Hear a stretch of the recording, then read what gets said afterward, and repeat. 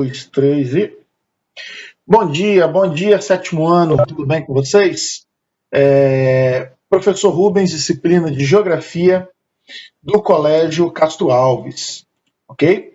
Então, galera, o tema da nossa aula de hoje é relativa à publicação da semana passada, né, da última terça-feira, no Positivo On.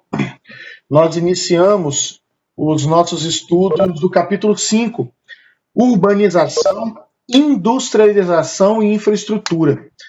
Durante o capítulo 4, nós trabalhamos as características físicas, econômicas, né, e sociais do espaço rural brasileiro. É um capítulo muito extenso, né, que se iniciou trabalhando as atividades econômicas, né, extrativismo, pecuária, agricultura. Depois nós trabalhamos um pouco das características, né, da estrutura fundiária brasileira, né, e da concentração de terras no Brasil. Falamos também um pouquinho de reforma agrária, fizemos exercício. E a partir dessa aula de hoje, né, nós iniciaremos o nosso capítulo 5.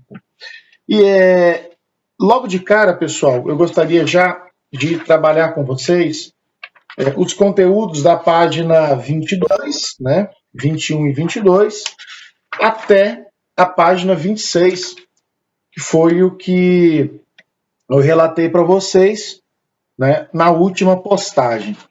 Inicialmente, galera, nós não vamos trabalhar a fundo, né, os temas industrialização e infraestrutura brasileira, e sim urbanização do Brasil, né, o primeiro tema do nosso capítulo. Né, o que é urbanização? Quais são as características de um meio urbano? Quais são os conceitos trabalhados dentro do tema urbanização, para nós entendermos toda a dinâmica do espaço urbano no Brasil? Vamos lembrar que as dinâmicas econômicas e sociais que se desenvolvem, que acontecem nas cidades brasileiras, no meio urbano, são mais complexas se comparadas ao meio rural. Então, vamos trabalhar conceitos, mas também vamos trabalhar aí uma interpretação, né, de todas as situações que acontecem no espaço urbano brasileiro. Na apostila de vocês, na página 21, nós temos na foto de capa do capítulo, né, a vista aérea da cidade de Recife, capital do Pernambuco, né, do estado de Pernambuco. Um exemplo, né, de área urbana, né, de região metropolitana brasileira. Certo? Então nós também vamos estudar esses conceitos, né, ainda hoje.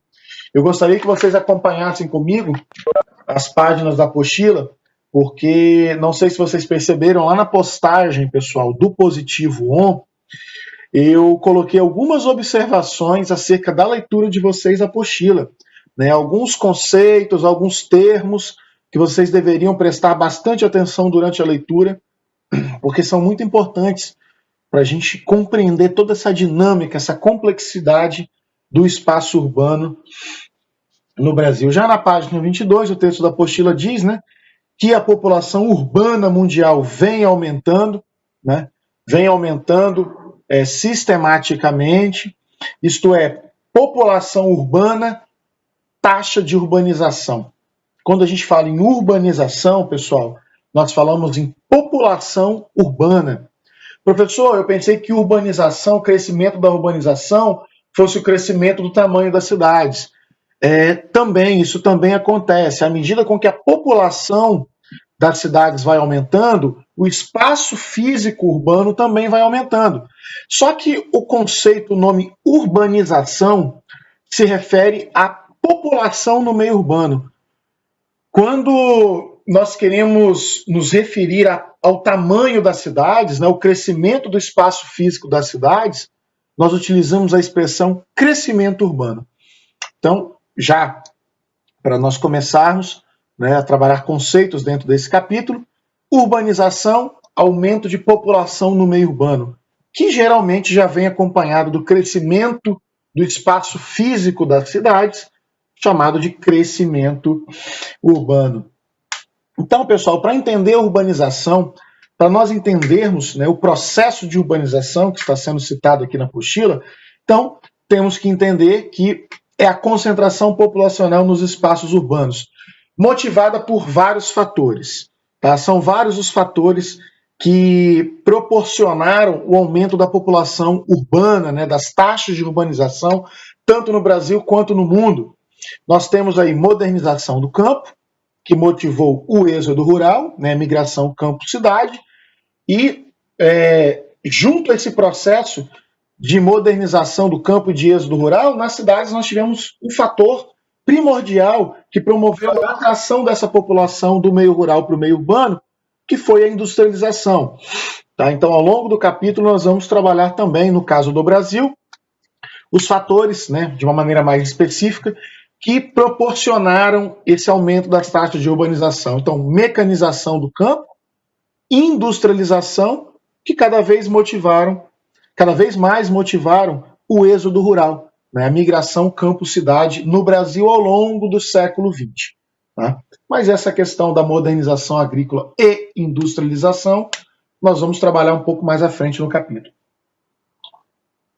Aqui na página 22 nós temos uma imagem, né, de um município brasileiro do Piauí, né, representado aqui, Acauã. Né, o município de Acauã apresenta população rural bem maior do que a urbana. Então, pessoal, é um dos exemplos de municípios do Brasil em que a população rural ainda é maior que a urbana, mas um fenômeno que se observa no Brasil nas últimas décadas são de municípios, né, são de cidades que têm a sua população urbana superando a população rural. Inclusive, hoje no Brasil, essa é uma realidade. Nós vamos analisar isso daqui a pouquinho no gráfico. Ainda na página 22, pessoal, eu gostaria de destacar com vocês, no quarto parágrafo, a taxa de urbanização brasileira. Né, um dado muito importante sobre a população brasileira, que é a sua taxa de urbanização. Galera, 85%. A taxa de urbanização no Brasil chega a 85%. O que isso significa? 85% da população brasileira vive em cidades. Tá? É uma taxa de urbanização relativamente alta. Né? Existem municípios onde a população rural é maior que a urbana, mas na média geral, a nível de Brasil, 85% da população do nosso país já habita áreas urbanas, né? Áreas urbanas dos municípios brasileiros, né? As cidades, as chamadas cidades. Nós vamos analisar esse cenário do Brasil urbano daqui a pouquinho na página 23, mas ainda na página 22, eu coloquei uma observação no positivo ON de 3 conceitos, tá? De 3 conceitos. Primeiro deles, cidade. Segundo, município. E o terceiro conceito, conurbação. São 3 conceitos que eu chamei a atenção no positivo ON, que vocês precisam entender o que significam. Tá? Primeira coisa, pessoal, o que é uma cidade? O que é um município? Nós temos diferenças, né, conceituais de significado de cidade e de município. Ok, galera? Então vocês precisam saber inicialmente. Isabela, 7º B, seu áudio está aberto, meu anjo. Está dando interferência aqui no meu... Opa, obrigado, Isabela, já desativou, tudo certinho. Então, galera, vocês precisam saber a diferença de cidade e município. Esses 2 conceitos não têm o mesmo significado, apesar de muitas vezes nós nos confundirmos. Pessoal, cidade é a área urbanizada de um município. É a área urbana de um município. É a sede do município. Okay? Então, isso está aí na apostila na página 22. Vocês precisam destacar. Todas as vezes que vocês encontrarem o termo cidade, área urbana de um município. É a sede do município. Certo? E o que é um município? É uma porção delimitada, é uma divisão administrativa de uma unidade da federação que engloba áreas rurais e áreas urbanas. Então, o município é uma unidade administrativa que geralmente engloba suas áreas rurais e áreas urbanas. Dentro da área urbana, nós temos a cidade, a sede desse município. Simples assim. Vamos pegar o nosso exemplo do município de Cariacica. Né? Cariacica é um município de uma unidade da federação, né, de um estado brasileiro, do Espírito Santo, e dentro do município de Cariacica, nós temos áreas rurais e áreas urbanas, certo? Dentro da área urbana do município de Cariacica, nós temos a cidade de Cariacica, que é a sede de Cariacica, que vocês chamam, né, de Cariacica sede, né, o centro do município de Cariacica. Mesmo que a sede política seja em Alto Laje, com a prefeitura, mas o distrito da sede de Cariacica ainda permanece onde vocês conhecem. Beleza, pessoal? Então, município, uma unidade administrativa de estados, das unidades da Federação do Brasil, com áreas rurais e áreas urbanas. Só que eu gostaria de fazer uma observação que está sendo chamada a atenção aqui na apostila. Professor, todo município vai ter área rural e área urbana? A maior parte dos municípios brasileiros tem áreas rurais e áreas urbanas. Só que existem municípios que hoje não possuem mais área rural. Tá? E eu vou dar um exemplo muito próximo a gente. Município de Vitória, capital do nosso estado do Espírito Santo, onde o professor Rubens reside. Vitória é um exemplo, dentre alguns municípios, né, de regiões metropolitanas no Brasil, que não tem mais área rural. Né?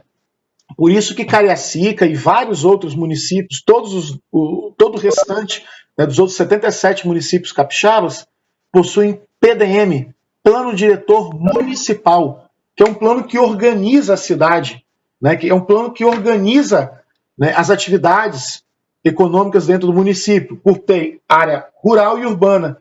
Vitória é o único município do Espírito Santo que não tem um PDM, porque PDM, Plano Diretor Municipal, é para organizar as atividades do município, tanto das áreas rurais quanto das áreas urbanas, como Cariacica possui.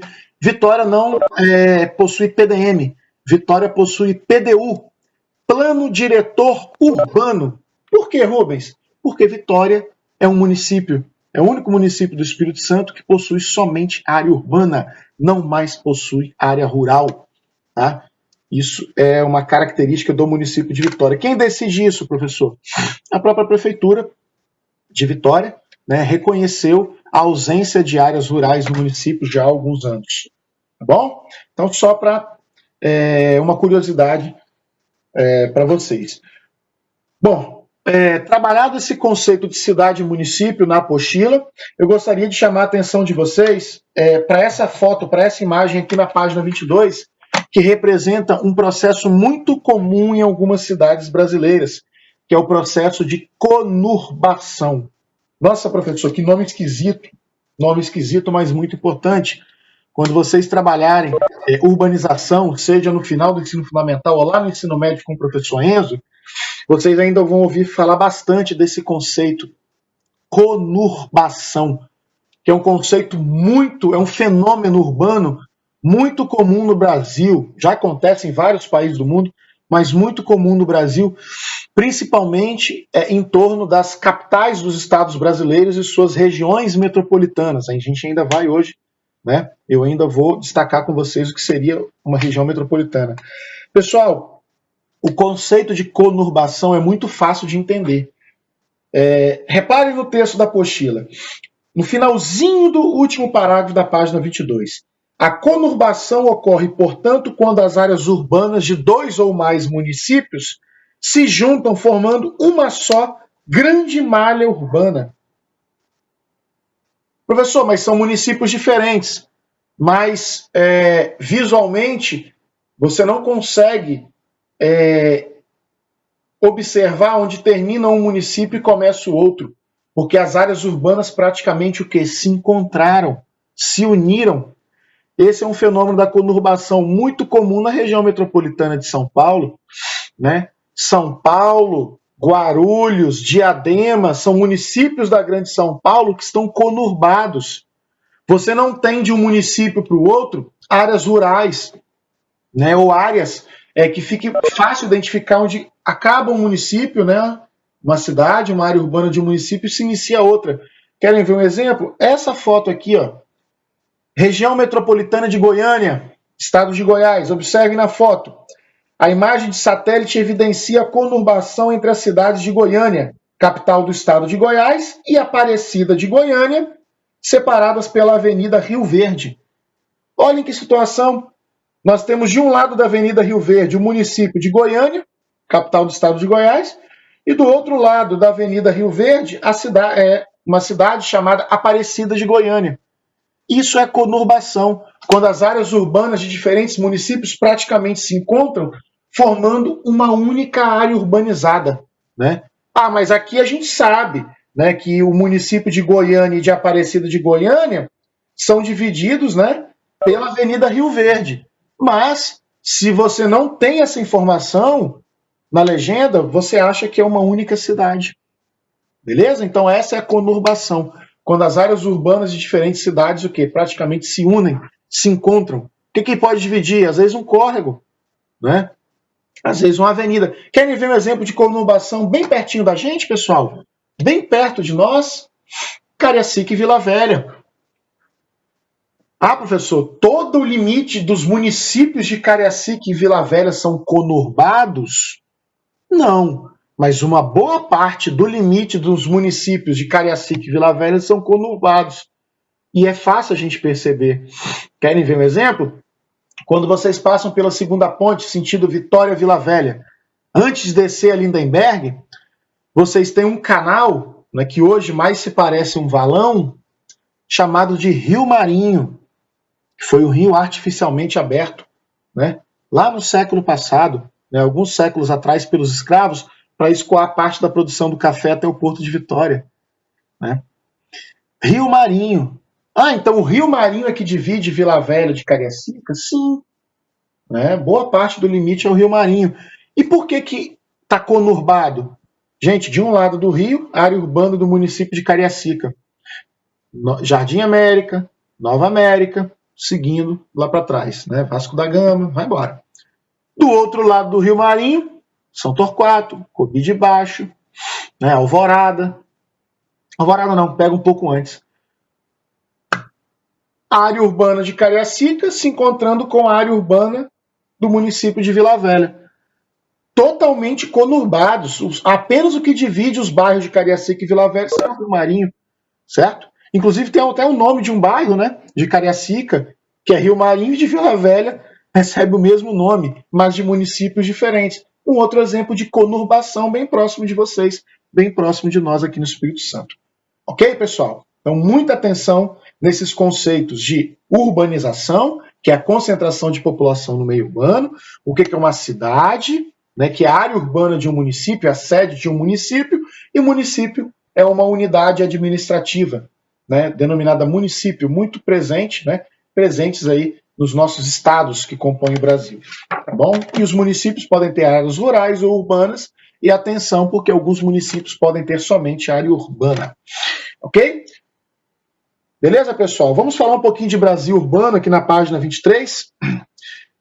Se vocês fizeram uma leitura bastante atenta do conteúdo, vocês perceberam que logo de cara esse gráfico apresenta a distribuição da população rural e urbana brasileira desde os anos 1940 até 2010. Esse gráfico é importantíssimo para entender o Brasil de hoje. Por quê, professor Rubens? Bom, o que a gente observa nesse gráfico? A evolução da população urbana brasileira. Desde 1940, pessoal, a população urbana no Brasil só cresce, enquanto a população rural só diminui de quantidade. É muito fácil a gente perceber isso no gráfico, certo? E eu queria chamar a atenção de vocês para o momento em que a população urbana, né, que são as linhas em vermelho, supera a população rural, que são as linhas em azul. Alguém pode me indicar pelo chat, ou se quiser falar no microfone, em qual década, né, praticamente a população urbana já supera a rural? Já está relativamente superando a população rural? Yarley. Alberto, será que é a década de 60? Pega uma régua aí. Início da década de 60, a população rural urbana ainda é menor.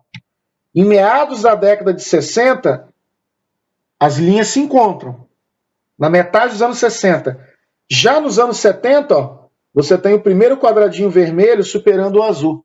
Você já tem com folga, a população urbana superando a rural, né? Eu citaria década de 70. Eles se encontram, né, por volta de 1965, né? As populações urbana e rural se tornam equivalentes, né? Praticamente 50% por volta de 1965, entre a década de 60 e 70, e já no primeiro ano dos anos 70, em 1970, a gente observa o quadradinho vermelho da população urbana superando a rural. Todos vocês conseguiram perceber, né? Já essa transformação a partir de 1970? Todo mundo conseguiu perceber? Então, a partir dos anos 70, o Brasil tem uma população urbana predominante, né? A maioria da população brasileira já se encontra em áreas urbanas. Rubens, o que proporcionou isso? Bom, primeira coisa, para chegar a essa análise nos anos 70, né, da população urbana superando a rural, vamos voltar na década de 30. Né? Lá nos anos 1930 foi quando ocorreu o início do processo da industrialização do Brasil durante o governo de Getúlio Vargas. Rubens, como que eu vou saber disso? Nós ainda vamos trabalhar nesse capítulo, eu vou complementar inclusive a apostila de vocês. Aí nós ainda vamos falar de industrialização. Mas já preciso citar o início da industrialização brasileira, o fortalecimento da indústria brasileira lá na década de 1930 com o governo Getúlio Vargas, como um dos fatores que contribuíram lá na década de 70 para que a população urbana superasse a rural. Mas desde a década de 40, após a industrialização da década de 30, né, a força da indústria brasileira durante o governo Getúlio Vargas, vocês percebam que, a partir de 1940 no gráfico, a população brasileira urbana só o quê? Aumenta. Então, o primeiro fator, a primeira causa, né, do aumento gradativo ao longo das décadas da população brasileira, industrialização do país nos anos 30, né, que ganha força no governo Getúlio Vargas. Segundo fator, migração campo-cidade, né, também chamada de êxodo rural. Então vocês podem destacar ou anotar aí na apostila de vocês. Né? O primeiro fator, industrialização em 1930. Segundo fator, o êxodo rural. Por que as pessoas migravam do campo para a cidade? Porque a cidade atraía as pessoas do campo. A indústria gerava emprego nas áreas urbanas. Mas por que ele abandonava o campo? Porque nós já temos aí um terceiro fator que influenciou o aumento da população urbana. O primeiro foi a industrialização, que influenciou o êxodo rural. Segundo fator, que foi influenciado, o êxodo rural, pessoal, está no centro. O êxodo rural, que foi a migração campo-cidade, né, foi um fator que foi influenciado por outros dois, pela industrialização na cidade e pela Revolução Verde no campo. Falem no chat se alguém lembra o que é a Revolução Verde. O êxodo rural foi o principal movimento que proporcionou a migração do campo para a cidade, aumentando a população urbana. Mas ele esteve ligado a dois outros fatores. Industrialização no meio urbano, que atraía a população, gerando emprego na cidade, e o outro fator foi a Revolução Verde. Alguém lembra o que foi a Revolução Verde? Na própria apostila diz isso. A Revolução Verde provocou a redução da demanda por mão de obra no campo. A Revolução Verde, pessoal, possibilitou a diminuição de empregos no campo, porque a Esther acabou de falar no chat, a Revolução Verde é a chegada das máquinas no campo, das tecnologias agrícolas, agrotóxicos, um pacote tecnológico. Muito bem, Esther e Arley. A Revolução Verde e a mecanização no campo diminuiu a necessidade por mão de obra nas lavouras. A indústria na cidade, revolução na agricultura, exatamente, Letícia.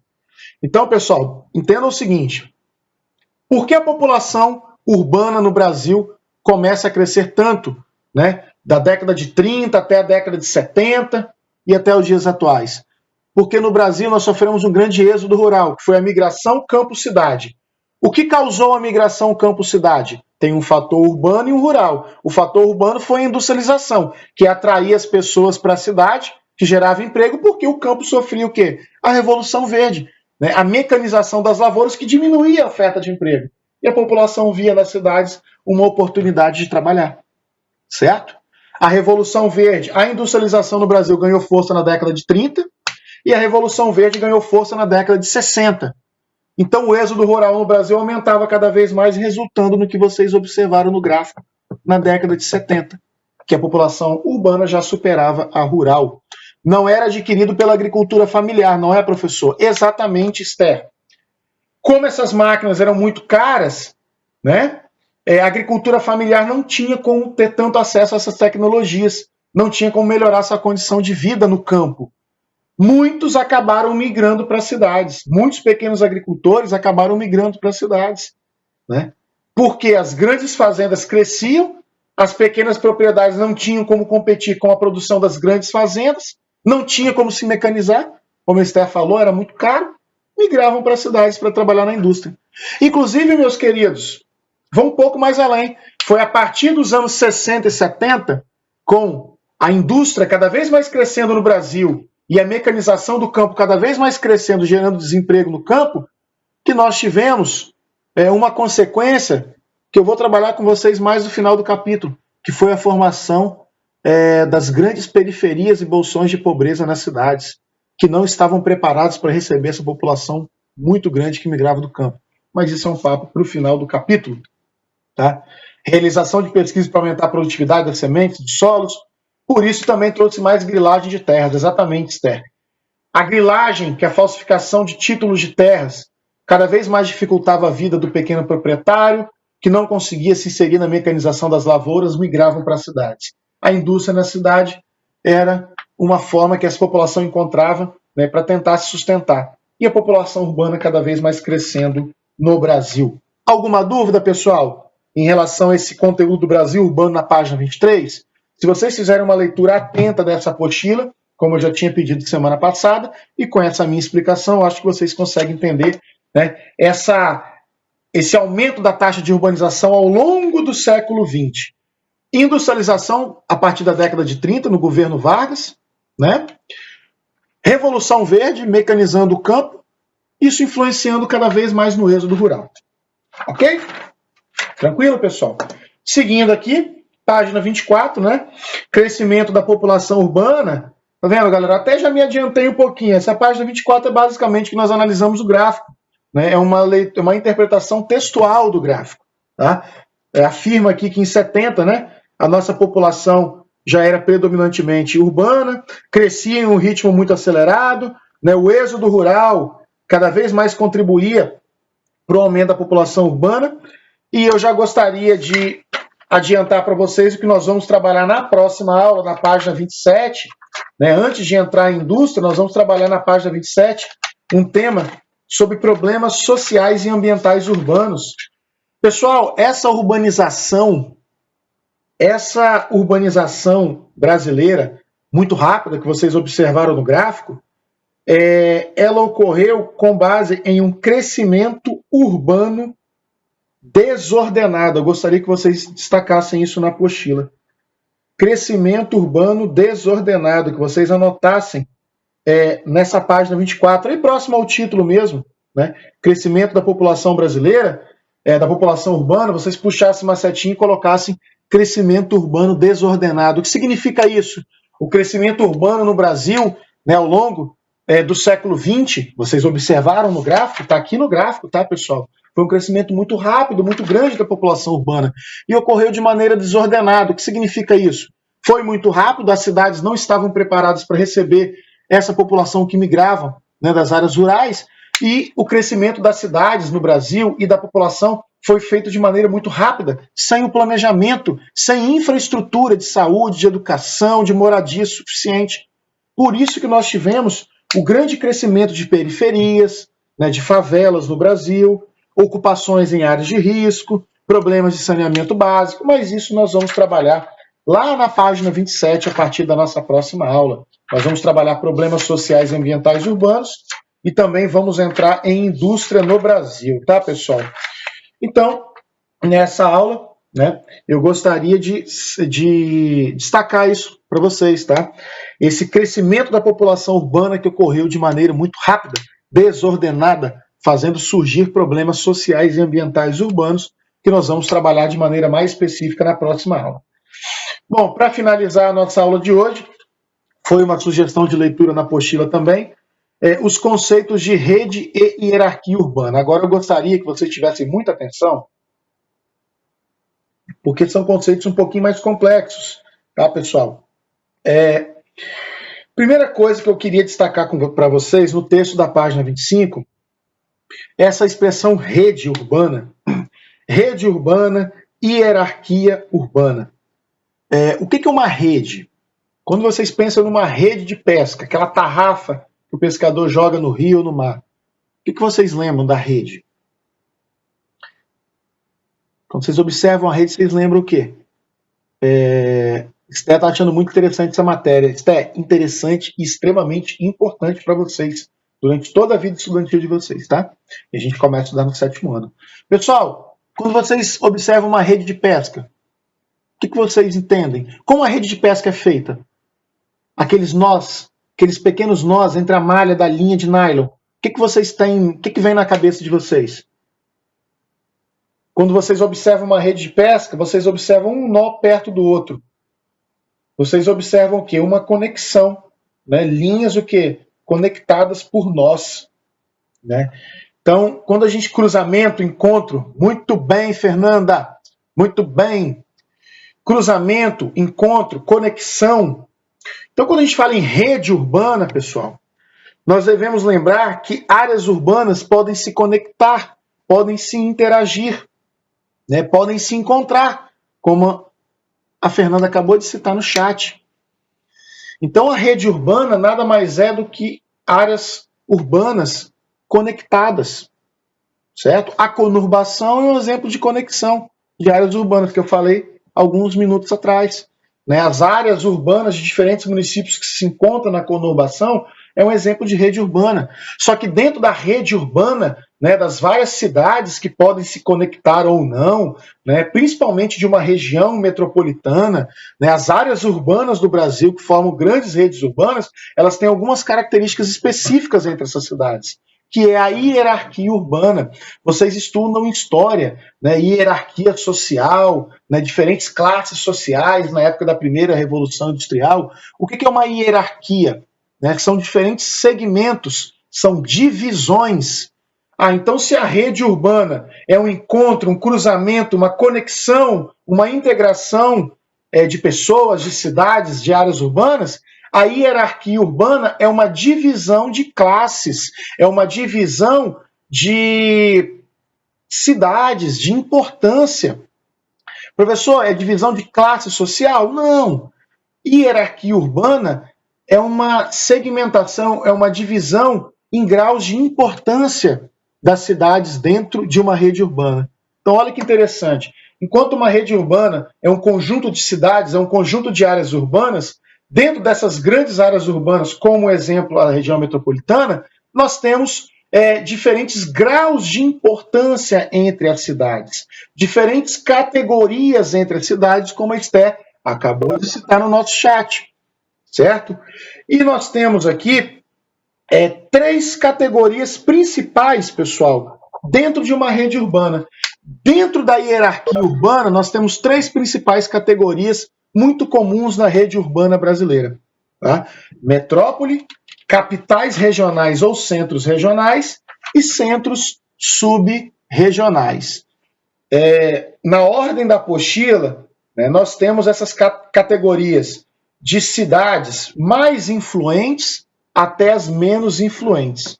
Isso aí, Arley. Metrópoles, capitais regionais ou centros regionais é a mesma coisa, tá? Então são 3. Metrópoles, capitais regionais ou centros regionais, tanto faz, né? E centros subregionais.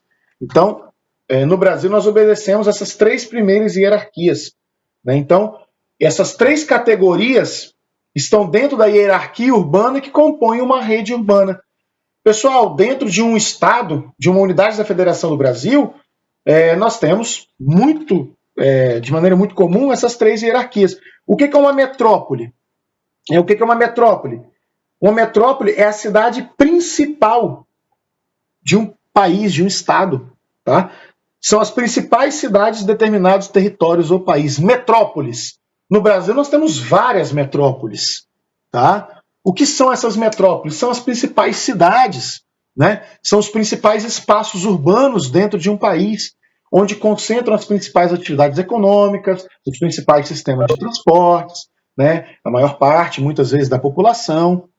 Bom, então, pessoal, no Brasil, né, nós temos alguns exemplos de metrópoles, né, com uma grande diversidade de atividade econômica, vários polos econômicos, várias cidades do entorno, né? Citando aqui na apostila, nós temos uma grande metrópole nacional, que é a maior metrópole do país, que é São Paulo, certo? Nós temos metrópoles nacionais, dentro de metrópoles nós temos uma subdivisão. Identifiquem aí no texto, ó. A grande metrópole nacional, que é São Paulo, nós temos duas metrópoles nacionais, Rio de Janeiro e Brasília, e nós temos as demais metrópoles, tá? Que são Manaus, capital do Amazonas, Belém, capital do Pará, Fortaleza, capital do Ceará, Recife, capital de Pernambuco, Salvador, capital da Bahia, Belo Horizonte, Minas Gerais, Curitiba, no Paraná, Goiânia, em Goiás, e Porto Alegre, no Rio Grande do Sul. Então, nós temos no topo da hierarquia urbana no Brasil as metrópoles, e dentro das metrópoles nós temos uma subdivisão. 3 subdivisões de metrópoles. A grande metrópole nacional, que é São Paulo, né? As metrópoles nacionais Rio de Janeiro e Brasília, e demais metrópoles, é uma outra categoria. Nós temos aí um outro restante. Todas as capitais dos estados brasileiros são metrópoles, Rubens? Nem todas. Algumas são chamadas de capitais regionais ou centros regionais, como nós podemos observar no último parágrafo da página 25. Ó. Capitais regionais ou centros regionais, né? São também capitais de estados, mas que não podem ser consideradas ainda metrópoles, né? Florianópolis, capital de Santa Catarina, é uma capital regional. Porto Velho, capital de Rondônia. Rio Branco, capital do Acre. Né? Juazeiro do Norte, que não é capital, mas é uma importante cidade do Ceará, que é considerada uma capital regional, o centro regional. E Cuiabá, no Mato Grosso. Tá, pessoal? Yarley, daqui a pouquinho eu vou falar sobre isso, Yarley. Rubens, e Vitória? Vitória é o quê? É uma metrópole? É uma capital regional ou centro subregional? Que se não foi citado aqui no texto. Vamos para a página 26, para o mapa da página 26. Tá? Vitória, pessoal, é uma capital regional. Tá? Beleza? É um exemplo de capital regional. Né? Cachoeiro de Itapemirim, aqui no Espírito Santo, também é considerado uma capital regional. Então, Rubens, Vitória não é uma metrópole em si. Não, é uma capital regional. Mas a gente chama de metrópole. Né? Então, Vitória tem uma região metropolitana cuja metrópole é Vitória. Sim, popularmente nós chamamos de Vitória como a metrópole, né? A principal cidade da região metropolitana de Vitória. Mas o conceito urbanístico, Vitória é uma capital regional. Certo? E por último, nós temos os centros subregionais, né, que são cidades aí no interior dos estados que adquirem uma certa importância econômica regional, né, que não são grandes cidades, mas que de certa forma têm uma influência maior do que outras, né, uma influência regional. Ok? Então, muita atenção, pessoal, nesses conceitos de metrópole, capital regional e centros subregionais dentro da hierarquia urbana brasileira. Eu vi que a Esther comentou, e o Yarley também, né? Que nós temos no Brasil São Paulo como uma mega cidade. Sim, São Paulo é ao mesmo tempo uma mega cidade e uma cidade global no Brasil. Isso é um tema que nós vamos trabalhar mais à frente. Né? O que é uma mega cidade? São cidades com mais de 10 milhões de habitantes, certo? O que é uma cidade global? Né? São cidades que podem ser megacidades ou não, mas que têm uma influência internacional. Né? Então, aqui no final do texto de Metrópolis, os meninos lembraram muito bem no chat. Tá? Nós temos São Paulo, né? Que é classificada como uma megacidade por ter mais de 10 milhões de habitantes, e uma cidade global. Né? A única cidade global brasileira por ter uma influência mundial, econômica, cultural e política. Tá? Então, o que é uma cidade global? É uma cidade que tem uma influência econômica, política e cultural mundial. São Paulo, no Brasil, é uma cidade global. E uma megacidade? É uma cidade que é delimitada por um critério demográfico. Se ela tem mais de 10 milhões de habitantes, é uma mega cidade, é como se fosse uma cidade super populosa. São Paulo, ao mesmo tempo, mega cidade e cidade global. Professor, toda cidade global é uma mega cidade? Não. Se ela tiver mais de 10 milhões de habitantes, além de uma cidade global, ela é uma mega cidade. Professor, toda mega cidade é uma cidade global? Não necessariamente. Ela pode ser uma cidade super populosa, né, e não ter uma influência mundial. Existem muitos países pobres do mundo que possuem mega cidades com mais de 10 milhões de habitantes, né, de países pobres, muito populosos, mas que não têm uma importância internacional. Então não é cidade global, certo? Então nem sempre uma cidade global é uma mega cidade, nem sempre uma mega cidade é uma cidade global. São Paulo, no Brasil, reúne esses dois atributos. Então São Paulo, né, que é a grande metrópole nacional, ela também é uma cidade global e uma mega cidade. Pessoal, isso está bem tranquilo aqui na página 25, tá? E 26. Beleza, galera? Vocês não precisam fazer os exercícios da apostila por enquanto, só fiquem atentos, né, quanto ao estudo dirigido que eu postei para vocês lá no Positivo On, tá bom? Eu postei um estudo dirigido para vocês, certo? Vocês terão um tempo muito bom para realizar esse estudo dirigido, façam direitinho, né, no Word, com a devolutiva lá no Positivo On, beleza, pessoal? E essa atividade, inclusive, é lá do capítulo 4 de Brasil Rural. Alguma dúvida, pessoal? Em relação ao conteúdo da apostila, né? Esther falou que está muito bem explicadinho, tá? O Yarley também falou que está bem tranquilo, né? Veja o texto da apostila de uma maneira bem tranquila, beleza? Então, na próxima aula, vamos trabalhar problemas sociais e ambientais urbanos decorrentes, né, do crescimento desordenado, e depois vamos falar um pouco mais de indústria no Brasil. Pessoal, para amanhã, eu não vou fazer essa postagem de problemas ambientais e sociais urbanos e indústria no Brasil. Eu não vou comentar sobre isso amanhã. Vocês não vão precisar fazer leitura na apostila amanhã para eu trabalhar na live da semana que vem. O que eu quero que vocês façam? O tempo que vocês têm essa semana, pessoal. Obrigado, Esther. Valeu, Esther. Obrigado pela participação. Vocês ajudam muito a explicação do professor Rubens com uma explicação de qualidade. Então, pessoal, eu queria que vocês, ao longo dessa semana, dessem uma pausa na apostila, não trabalhassem na apostila, porque a postagem de amanhã não vai ser da apostila. Será do estudo dirigido que está no Positivo On. Então, ao longo dessa semana, alguns talvez já fizeram, alguns já viram a postagem que eu já fiz semana passada, mas as 3 aulas dessa semana, as aulas, o tempo que vocês teriam para fazer atividades do professor Rubens na apostila, a gente vai dar uma paradinha e vocês vão fazer o estudo dirigido, né? Podem digitar no Word, reenviar pelo Positivo On, dando a devolutiva para o professor, anexando lá para o professor computar como um estudo dirigido do capítulo 4, tá? Vocês vão fazer lá do capítulo 4. É isso aí, Yarley. Acho que é dia 10, né? Dia 10. Então vocês terão essas 3 aulas aí da semana, que seriam hoje e amanhã, né, em condições normais, para fazer o estudo dirigido, que é lá do capítulo 4, né? Um estudo dirigido de revisão do capítulo 4, do capítulo passado. Tá bom? São questões discursivas. Muito bem, Arley.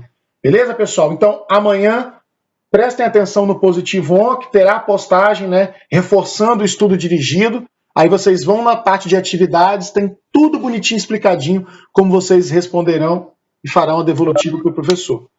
Beleza? Tranquilo? Então, a gente vai dar um tempinho na apostila essa semana.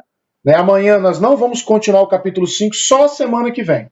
Beleza? E durante essa semana, até o dia 10, vocês têm um estudo dirigido para fazer. Né? As aulas que vocês fariam a leitura, igual que vocês fizeram ao longo da semana passada, vocês vão fazer o estudo dirigido, beleza? Vou dar esse tempo para vocês, para não ficar muito pesado para vocês, tá bom, galera? Aí semana que vem a gente retoma o capítulo 5. Faça uma revisão do que eu já expliquei e continuo a explicação aqui na nossa apostila, com vocês fazendo a leitura e participando da nossa live. Beleza? Saudades também, pessoal. Muito obrigado pela participação. A aula foi muito produtiva, muito bem explicada. Com vocês participando, fica melhor ainda. Tchau, tchau, 7º ano. Fiquem com Deus. Valeu, pessoal.